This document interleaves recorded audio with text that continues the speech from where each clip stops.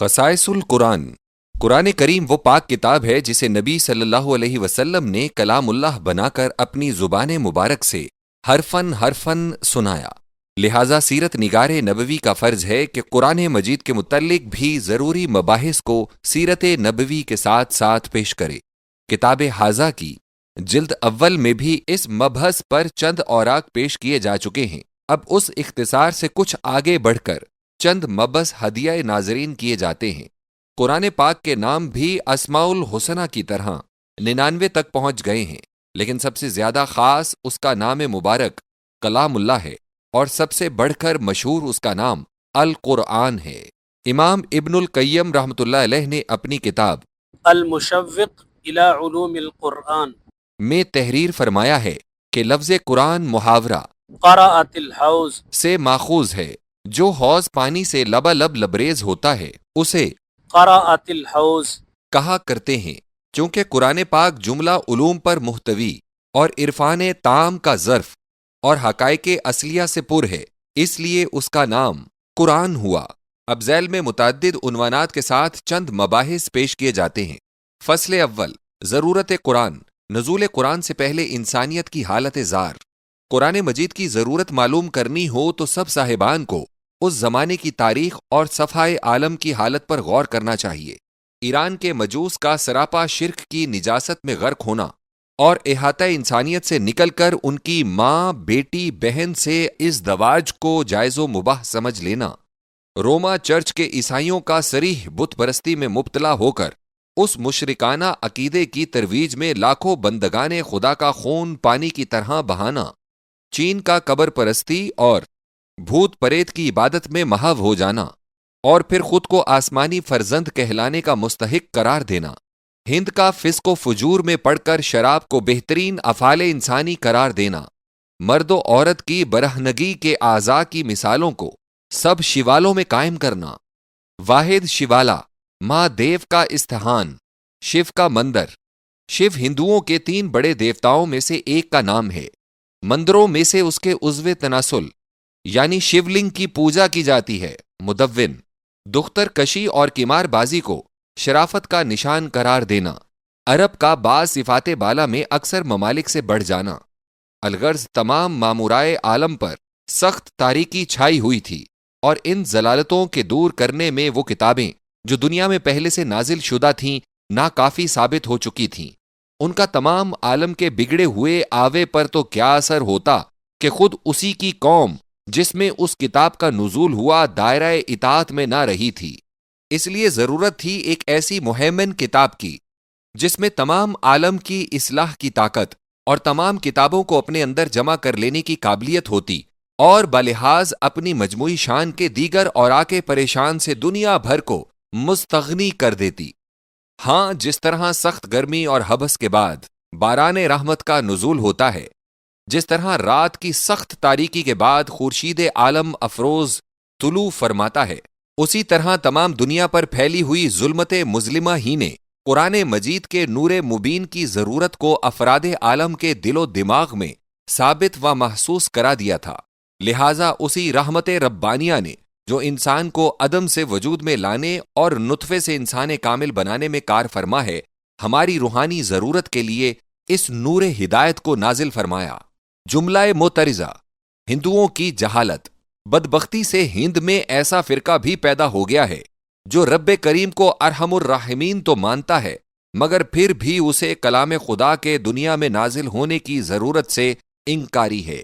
یہ کور سواد تسلیم کرتے ہیں کہ اس نور السماوات والارض نے اگر آنکھ کو بینائی دی ہے تو دیکھنے کے لیے ان گنت رنگتیں بھی بنائی ہیں، اگر کان کو سنوائی ملی ہے تو سننے کے لیے بھانت بھانت کی آوازیں بھی پیدا کی ہیں، پاؤں چل سکتا ہے تو اس کی جولانی کے لیے فرش زمین کی ہموار و ناہموار راہیں بھی نکال دی ہیں، منہ کھا سکتا ہے تو ذائقے کے واسطے میٹھے، سلونے، کھٹے، پھیکے کھانے بھی مہیا کیے ہیں۔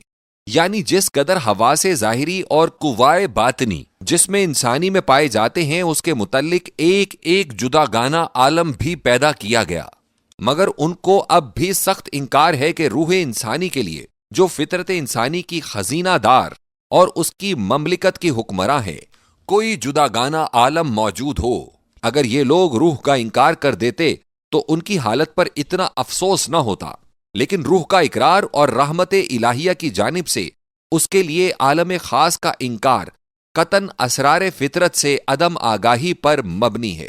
خیر، یہ تو جملہ معترضہ تھا۔ نزول قرآن کے بعد دنیا کی ترقی۔ ضرورت قرآن حمید کے ثبوت میں ہم دنیا کے سامنے دنیا کی تاریخ رکھ دیتے ہیں، نیز ان تمام ترقیات کو جو دنیا کے ہر ایک مذہب نے نزول قرآن مجید اور اشاعت کتاب حمید کے بعد اپنے اپنے عقائد اور اصول میں کی ہے، اور ان تمام اصلاحات کو بھی اپنی دلیل میں پیش کرتے ہیں جو غیر مسلم اقوام نے اس 1352 سال کی مدت رسالت محمدیہ میں تعلیم قرآن سے استفادہ کرتے ہوئے اپنے اپنے مذہب اور مسلک میں داخل کر لی ہیں۔ ان ترقیات و اصلاحات کے ازمنہ ارتقاء کی تاریخ معلوم کرنے کے بعد امید قوی ہے کہ ہر ایک منصف کو تسلیم کرنا پڑے گا کہ فی الواقع مامورہ عالم کو قرآن مجید کے نزول کی سخت ضرورت و احتیاج تھی۔ فصاحت و بلاغت قرآن۔ اگر کسی کو فصاحت و بلاغت قرآنی کا اندازہ کرنا ہو تو اسے یاد رکھنا چاہیے کہ اس کام کے لیے زبان دانی کامل کی ضرورت ہے، اور علم معنی و بیان و بدی میں اعلیٰ درجے کی مہارت کا ہونا لازمی ہے، اور پھر فہم سلیم و طبع ہموار کی شرط لابدی ہے۔ اگر یہ آنکھیں، یہ اینک، یہ دوربین کسی کو مل جائے تو وہ بے اختیار بول اٹھے گا کہ قرآن عظیم کی فصاحت و بلاغت طاقت بشری سے بالا تر ہے۔ الف، ناقابل شکست چیلنج۔ جہلائے عرب شیدائی زبان اور فدائی حسن بیان تھے، اور اسی وجہ سے وہ اسالیب غریب و قصائد عجیب کے مالک، رجز فاخرہ و اسجائے معجزہ اور خطب بلیغہ کے انشاء پر قادر تھے۔ صرف اسی قابلیت کے وجود نے بڑے بڑے زباں آوروں، خطیبوں اور شاعروں نے منوا دیا تھا کہ قرآن کلام بشر نہیں۔ ذرا غور کرو، دنیا کے کسی ملک میں کبھی ایسا ہوا ہے کہ کسی شخص نے کوئی ایسا دعویٰ کیا ہو جو دنیا بھر سے نرالا اور فائق تر ہو، جیسے خاتم النبیین، رسول، کافۃ للناس، رحمت للعالمین، متاع عالم کے عالم سے نمایاں ہے، اور ثبوت دعویٰ میں ایک تصنیف کو پیش کر دیا ہو اور اسی کو اپنے صدق و کذب کا معیار ٹھہرایا ہو، اور اس دعوے کے انکار کرنے والوں کو ضلالت و امایت اور خلود نار وغیرہ کی ذلتوں کی مواعید سے جوش بھی دلایا ہو، پھر ایسی حالت میں بھی اسی کے ملک کے رہنے والے، اسی کی زبان بولنے والے، اسی زبان کے قادر الکلام اور سحر البیان لوگ اس کے سامنے ساکت و خاموش اور متحیر و مدہوش رہ گئے ہوں۔ ہم تو سمجھتے ہیں کہ تاریخ ایسی نظیر پیش کرنے سے قاصر ہے۔ قرآن مجید کے پیش کرنے والے فداہو ابی و امی نے معارضہ کی 6 قسمیں بتلائیں، اور ہر ایک قسم کے مقابلے میں سب کو عاجز و درماندہ ثابت کر کے اپنی صداقت کو آفتاب روشن کی طرح آشکارا کر دیا۔ نتیجہ یہ ہوا کہ قرآن مجید گو عربیون مبین ہے، مگر اس کی فصاحت و بلاغت کا جو درجہ ہے وہ تمام عالم کی کتب سے بالا تر ہے۔ بے نظیر قادر الکلامی۔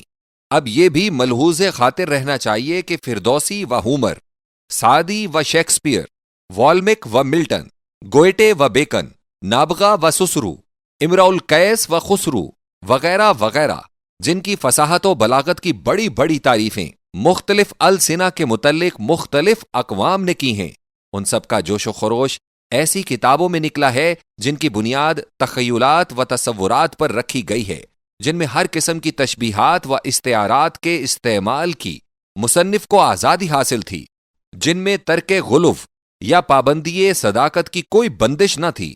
اگر انہی زبان آورانے پر کلام کو کوئی قانون، کوئی ضابطہ لکھنا پڑتا، اگر حقائق الہیات اور رموز فطرت یا اسرار آفرینش پر ان کو چند سطور بھی تحریر کرنی ہوتی تو دنیا دیکھ لیتی کہ عبارت کتنی پھیکی، بندش کتنی سست، الفاظ کیسے گھٹیل، طرز ادا کتنا مبتذل ہوتا۔ یہ قرآن حکیم ہی کا حصہ ہے کہ وہ احکام شریعت اور مواعظ و امثال، اخبار و انذار، زمان ماضی کی سرگزشت اور عہد مستقبل کی حالت پر آیات کا القاء فرما رہا ہے، اور بائیں ہما کلام کسی جگہ بھی نہ صداقت و روحانیت کے درجے سے گرا اور نہ فصاحت و بلاغت کے مرکز سے متزلزل ہوا ہے۔ جیم وسعت موضوعات و مضامین.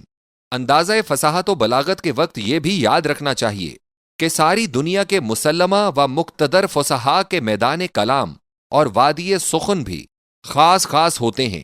سعدی کی نصیحت کار قلب میں جگہ پا لیتی ہے، لیکن بزم و نشاط کی بساط کا بچھانا اور ناز و اختلاط کے کواڑ کھول دینا اس کی طاقت سے باہر ہے.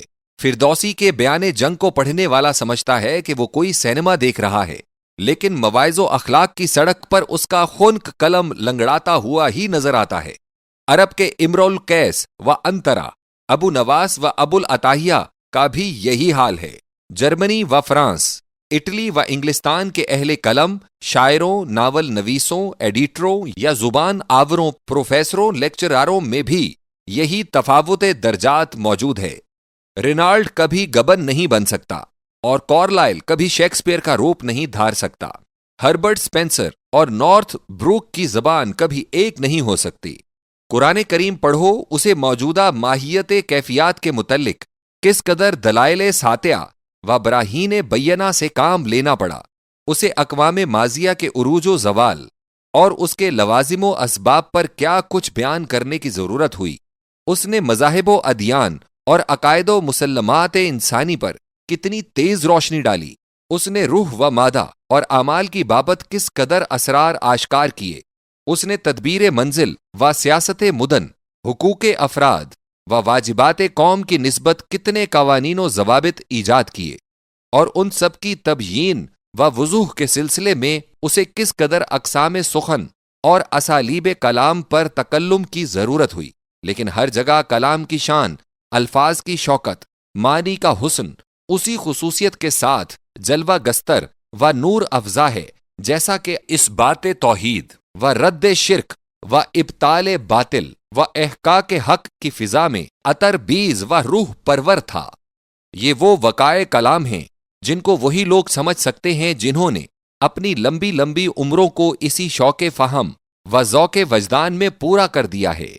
دال اختصار الفاظ و جامعیت معنی. فصاحت و بلاغت کا تعلق جزالت الفاظ سے بھی ہے اور اشاقت معنی سے بھی. ہم اس جگہ چند آیات کا اقتباس کرتے ہیں. ان کے ہمہ گیر معنی پر غور کرو اور خوب غور سے دیکھو کہ تہذیب اخلاق، تہذیب نفس، تدبیر منزل، حسانت قوم اور سیاست مدن کا کون سا ضروری مسئلہ ہے جو ان چند آیات سے باہر رہ گیا ہے. اسی قرآن مجید کی 6666 آیات شریفہ کا اندازہ کرو اور ان علوم و معارف کا تخمینہ لگاؤ جو ان آیات میں محفوظ کیے گئے ہیں. ان آیات کے پیش کرنے سے کوئی شخص یہ نہ سمجھ لے کہ ہم صرف اتنی ہی آیات کو پیش کر سکتے تھے یا یہی چند آیات نمونہ بنائے جانے کی صلاحیت رکھتی ہیں. لا واللہ. اس وقت ہماری مثال اس گل چین کی سی ہے جو ایک گلستان تازہ بہار کی سیر کو نکلتا ہے اور واپسی کے وقت وہاں سے چند گلے شاداب کو زیب سر و سینہ بنا لیتا ہے. کیا کوئی شخص کہہ سکتا ہے کہ اس گل چین کے بعد باغ میں پھول باقی ہی نہیں رہے، یا جو باقی ہیں وہ سب آب و رنگ میں یا نزہت و نزاکت میں گلہائے چیدہ سے کم ہیں؟ ظاہر ہے کہ اس کا جواب یقیناً منفی میں ہوگا. نمبر 1، اصول عبادت. وما لي لا أعبد الذي فطرني وإليه ترجعون. سورہ یاسین. کیا وجہ ہے کہ میں اس ذات کی عبادت نہ کروں جس نے مجھے پیدا کیا اور جس کی طرف ہم تم سب کو لوٹ کر جانا ہے. نمبر 2، شرافت انسانیت. وَلَقَدْ كَرَّمْنَا بَنِي آدَمَ وَحَمَلْنَاهُمْ فِي الْبَرِّ وَالْبَحْرِ ورزقناهم من الطيبات وفضلناهم على كثير ممن خلقنا تفضيلا. سورہ بنی اسرائیل. ہم نے فرزندان آدم کو عزت دی اور بحر و بر میں ان کے لیے سواریاں عطا کیں اور پاکیزہ چیزیں ان کو کھلائیں اور اپنی بہت سی مخلوقات پر ان کو برترین فضیلت عطا کی. نمبر 3، اوامر یعنی کرنے کے کام. ان اللہ یأمر بالعدل والاحسان وایتاء ذی القربى. سورہ نحل. اللہ تعالیٰ کا حکم یہ ہے کہ عدل و احسان کرو اور قرابت داروں کے ساتھ عمدہ سلوک کرو. نمبر 4، نواہی یعنی نہ کرنے کے کام. وينهى عن الفحشاء والمنكر والبغي. سورہ نحل، اللہ تعالیٰ بے حیائی کے کاموں سے اور بغاوت سے اور ناپسندیدہ امور سے تم کو منع کرتا ہے۔ نمبر 5، محرمات۔ قل إنما حرم ربي الفواحش ما ظهر منها وما بطن والإثم والبغي بغير الحق وأن تشركوا بالله ما لم ينزل به سلطانا وأن تقولوا على الله ما لا تعلمون۔ سورۃ الاعراف، میرے پروردگار نے مندرجہ ذیل باتوں کو حرام ٹھہرا دیا ہے۔ الف، بے حیائی کی سب صورتیں کھلی ہوں یا چھپی ہوں۔ با، گناہ۔ جیم، بغاوت حق۔ دال، شرک بخدا جس کے جواب کی بابت کوئی عقلی و نقلی دلیل موجود نہیں۔ ہاں، اللہ تعالیٰ کے خلاف اپنی بے علمی سے باتیں بنانا۔ نمبر 6، تعاون۔ وتعاونوا على البر والتقوى۔ سورۃ المائدہ، نیکی اور خدا ترسی کی جملہ اقسام میں ایک دوسرے کو مدد دیا کرو۔ نمبر 7، عدم تعاون۔ ولا تعاونوا على الإثم والعدوان۔ سورۃ المائدہ، گناہ اور سرکشی کی جملہ اقسام میں کسی کی کچھ مدد نہ کرو۔ نمبر 8، اعضاء کی مسئولیت۔ جملہ اعضائے انسانی اپنے اپنے افعال کے ذمہ دار ہیں۔ إن السمع والبصر والفؤاد كل أولئك كان عنه مسؤولا۔ سورہ بنی اسرائیل، سنوائی، بینائی اور دل، ان سب سے سوال کیا جائے گا۔ نمبر 9، وزن اعمال۔ فمن يعمل مثقال ذرة خيرا يره ومن يعمل مثقال ذرة شرا يره۔ سورۃ الزلزال، جو کوئی ذرہ برابر بھی نیکی کرتا ہے وہ اسے دیکھ لے گا، اور جو کوئی ذرہ برابر بھی بدی کرتا ہے وہ اسے دیکھ لے گا۔ نمبر 10، عدل و رحم۔ وجزاء سيئة سيئة مثلها فمن عفا واصلح فأجره على الله۔ سورۃ الشورى، بدی کا بدلہ تو بالکل ویسا ہی ہے بعد ازیں جس کسی نے معافی دی اور بھلائی کی تو اس کا اجر اللہ تعالیٰ خود دے گا۔ نمبر 11، عدل رحم اور معافی۔ وَلَمَنِ انتصر بعد ظلمه فأولئك ما عليهم من سبيل إنما السبيل على الذين يظلمون الناس ويبغون في الأرض بغير الحق أولئك لهم عذاب أليم وَلَمَن صَبَرَ وَغَفَرَ إِنَّ ذَلِكَ لَمِنْ عَزْمِ الْأُمُورِ۔ سورۃ الشورى، الف، جو کوئی ظلم سہنے کے بعد اپنا چارہ کار کرتا ہے اس پر کوئی اخذ نہیں۔ با، اخذ تو ان لوگوں پر ہے جو انسانوں پر ظلم کرتے اور ملک میں بغاوت ناحق پھیلاتے ہیں۔ جیم، جو لوگ ظلم و زیادتی پر صبر کرتے اور معافی دیتے ہیں تو یہ کام بڑے شاندار کاموں میں سے ہے۔ نمبر 12، عفو عام۔ وَلْيَعْفُوا وَلْيَصْفَحُوا أَلَا تُحِبُّونَ أَن يَغْفِرَ اللَّهُ لَكُمْ۔ سورۃ النور، لازم ہے کہ معاف کرو، لازم ہے کہ درگزر کیا کرو، کیا تم خود یہ پسند نہیں کرتے کہ اللہ تعالیٰ تم کو بخش دیا کرے۔ نمبر 13، دشمن کو دوست بنانے کی ترکیب۔ ادفع بالتي هي أحسن فإذا الذي بينك وبينه عداوة كأنه ولي حميم۔ سورہ حامیم سجدہ، تم بدی کی مدافعت نیکی اور سلوک کے ساتھ کیا کرو، پھر تو عداوت والا شخص تم کو گرم جوش دوست نظر آئے گا۔ نمبر 14، حریت دین۔ لا إكراه في الدين قد تبين الرشد من الغي۔ سورۃ البقرہ، دین کے معاملے میں کسی شخص پر کوئی دباؤ نہیں، نیک رفتاری اور کج روی کو الگ الگ کر کے دکھلایا گیا ہے۔ نمبر 15، قول بلا عمل۔ كبر مقتا عند الله أن تقولوا ما لا تفعلون۔ سورہ صف، جب قول ہو اور فعل اس کے ساتھ نہ ہو تو خدا کے ہاں یہ بہت بیزاری کی بات ہے۔ نمبر 16، اپنے افعال کی پوری ذمہ داری ولا تزر وازرة وزر أخرى. سورۃ الانعام، کوئی بوجھ اٹھانے والا کسی دوسرے شخص کا بوجھ نہیں اٹھائے گا. نمبر 17، برائی کی اشاعت بھی برائی ہے. لا يحب الله الجهر بالسوء من القول إلا من ظلم. سورۃ النساء، برائی کا کھلا ذکر اللہ کو پسند نہیں، ہاں مظلوم اس سے مستثنی ہے. نمبر 18، حلم و تواضع کی تعلیم. وعباد الرحمن الذين يمشون على الأرض هونا وإذا خاطبهم الجاهلون قالوا سلاما. سورۃ الفرقان، رحمان کے بندے وہ ہیں جو زمین پر خاکساری سے چلتے ہیں اور جاہلوں کے ساتھ بات چیت کے وقت وہ جاہلوں کو سلام کہتے ہیں. نمبر 19، ناپسندیدہ عادتیں.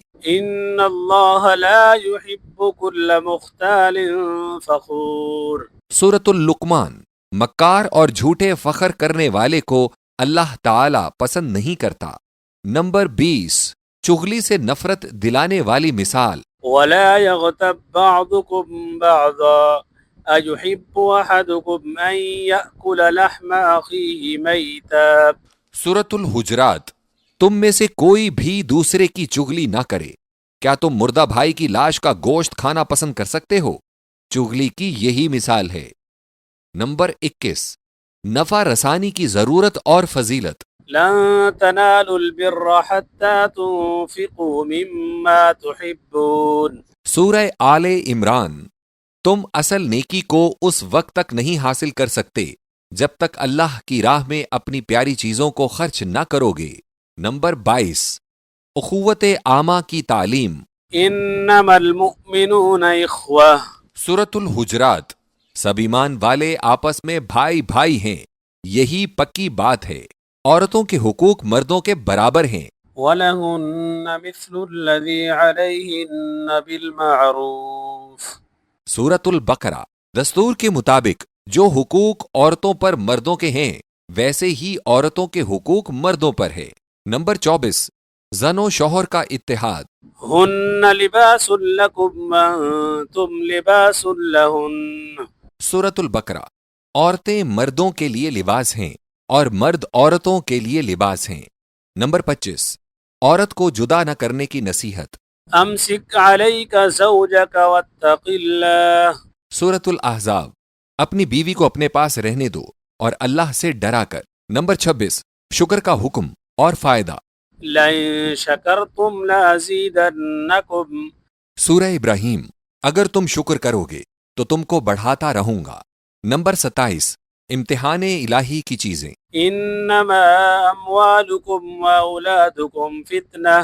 سورۃ التغابن، مال دولت اور اولاد میں بندوں کا امتحان ہے. نمبر 28، کسر نفسی کی تعلیم. وما ابرئ نفسی ان النفس لامارۃ بالسوء. سورہ یوسف، میں نفس کو بری نہیں ٹھہراتا، نفس تو برائی کی طرف بہت اکسایا کرتا ہے. نمبر 29، جنگ سے بچنے کی تدبیر.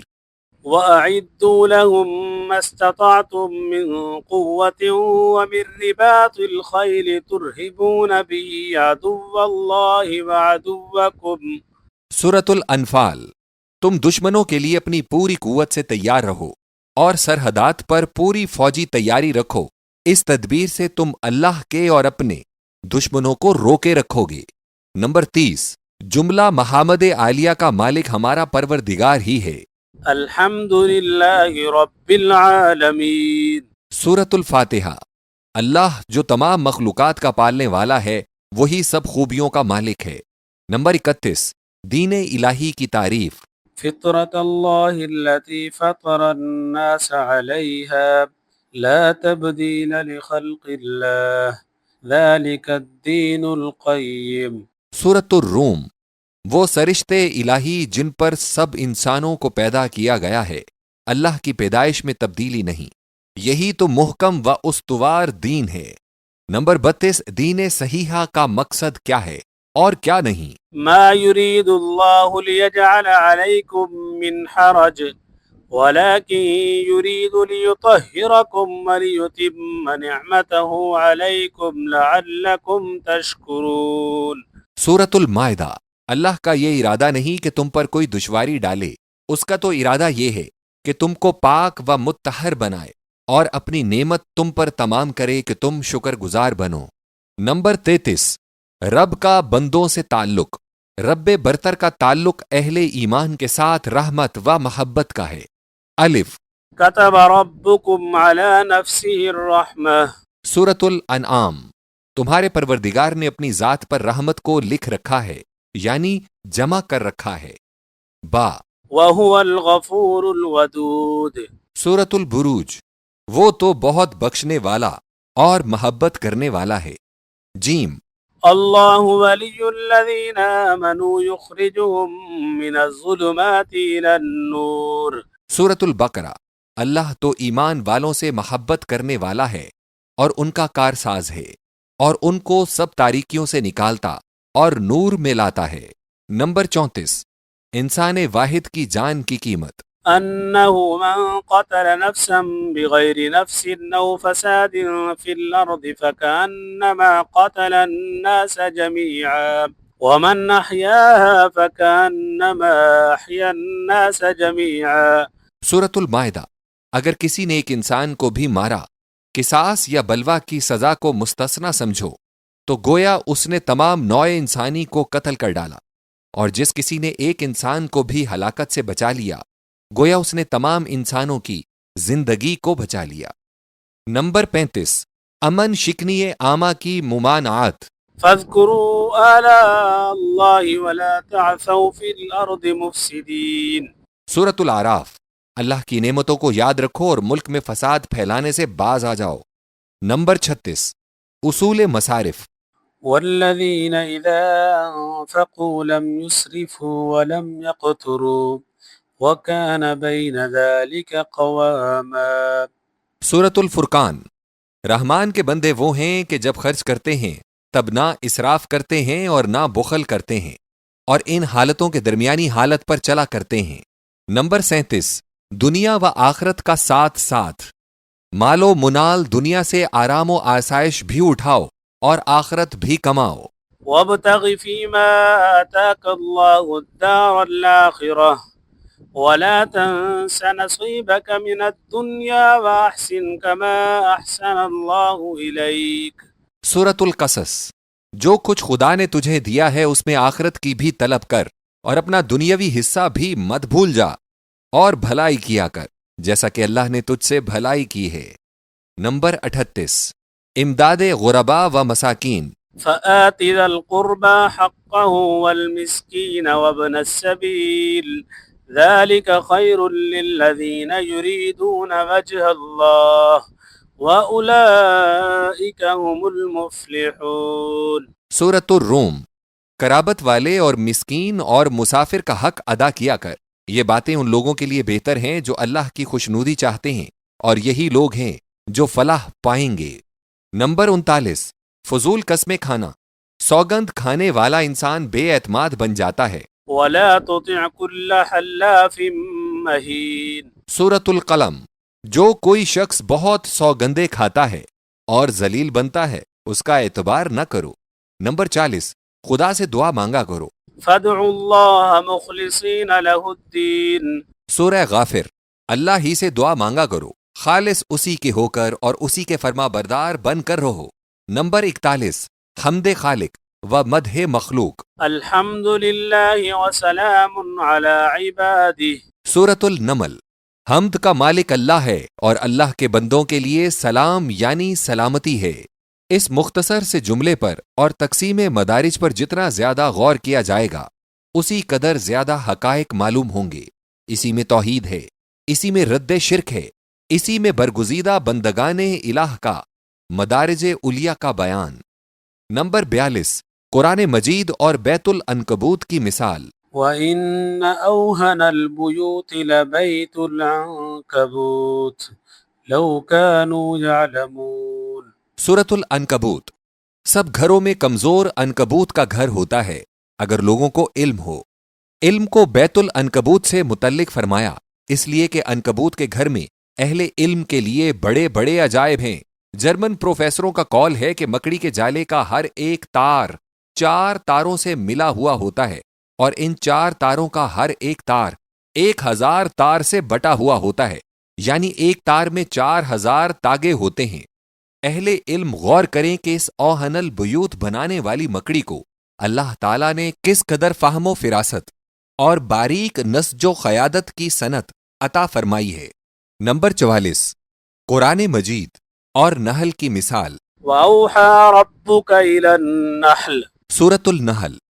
تیرے رب نے شہد کی مکھی کو وحی کی۔ شہد کے چھتے کے اندر نظام قومی کا مستحکم آئین، فوج اور اہل صنعت کی جداگانہ تقسیم، جداگانہ خاندانوں کے علیحدہ علیحدہ محلے، بچہ دینے والی رانی کی حکومت، بچوں کی پرورش اور تربیت کی خدمات کو سرانجام دینے والا عملہ، شہد کے ذخیروں کی حفاظت کے طریقے، شہد بنانے کے لیے ہزارہا اقسام کے پھولوں میں سے چاشنی کا نکال کر لانا، چھتے کے سب گھروں کا مسدس اور یکساں رقبہ ہونا، یہ جملہ امور اس نتیجے کے مؤید ہیں کہ جب وحی ربانی کسی ذی روح کی تکمیل کی جانب متوجہ ہوتی ہے تو اسے کیا بنا دیتی ہے، اور جب قرآن جیسی وحی انسان جیسے ذی عقل و فہم و ذی نقط و تدبر کے ارتقاء بدنی و روحی کی طرف التفات فرمائے تو اسے کن کن منازل تک بلند فرما دے گی۔ نمبر 45، قرآن مجید اور نمل کی تمثیل۔ قالت نملة يا أيها النمل ادخلوا مساكنكم لا يحطمنكم سليمان وجنوده وهم لا يشعرون۔ سورۃ النمل۔ چونٹیوں کی رانی نے کہا، اے چونٹیوں، تم اپنی آرام گاہوں میں داخل ہو جاؤ، کہیں تم کو سلیمان اور اس کے لشکر ریزہ ریزہ نہ کر دیں اور ان کو اس کی خبر بھی نہ ہو۔ اللہ، چونٹیوں کے پاس ایسے مسکن موجود ہیں کہ جب وہ ان میں داخل ہو جائیں تو حضرت سلیمان علیہ السلام کا لشکر بھی ان کو نہ بگاڑ سکے۔ یہ آیت ہر ایک ضعیف قوم کی قوی تر قوم کے سامنے زندہ رہنے اور اپنی ہستی قائم رکھنے کے وسائل کی تعلیم دیتی ہے، جن میں سے پہلا سبق وہ اتحاد و اتفاق ہے کہ اپنے سردار کی رائے پر جملہ افراد قائم و عامل ہوں۔ دوسرا سبق ذاتی حفاظت کا سامان ہر وقت مکمل رکھنا ہے، اور تیسرا سبق کسی بالا تر طاقت کے سامنے مقابلہ آرائی کا نہ کرنا ہے۔ چوتھا سبق نقصان رسیدہ ہو جانے کی حالت میں بھی اس شخص کو الزام نہ دینا ہے جس کی نیت اور علم میں نقصان رسانی شامل نہ تھی۔ پانچواں سبق جب مسلمانوں کی اجتماعی حالت چونٹیوں کی سی ہو جائے تو ان کو قرآن پاک کی حفاظت میں داخل ہو جانا چاہیے۔ چھٹا سبق آنے والے خطرات سے آگاہ کرنا امیر قوم کا فرض ہے۔ ساتواں سبق چونٹی کی مانند ضعیف ترین جنس بھی زندہ رہ سکتی ہے اگر وہ بقائے حیات کا عزم رکھتی ہے، اس لیے کسی قوم کا ذوف اس کے فنا کی دلیل نہیں۔ نمبر 46، قرآن مجید اور ارض و سما کی اشیاء پر نظر اعتبار کا حکم۔ قل انظروا ماذا في السماوات والارض۔ سورہ یونس۔ آسمانوں اور زمین کے اندر کی سب چیزوں کو دیکھو کہ وہ کیا ہیں۔ یہی آیت ہے جو جملہ انکشافات کی جڑ ہے۔ قدرت کی پیدا کردہ ہر شے کو نظر اعتبار سے دیکھنا، اس کے خواص اور ماہیت کا معلوم کرنا انسان کو بلند ترین ارتقاء پر پہنچانے والا ہے۔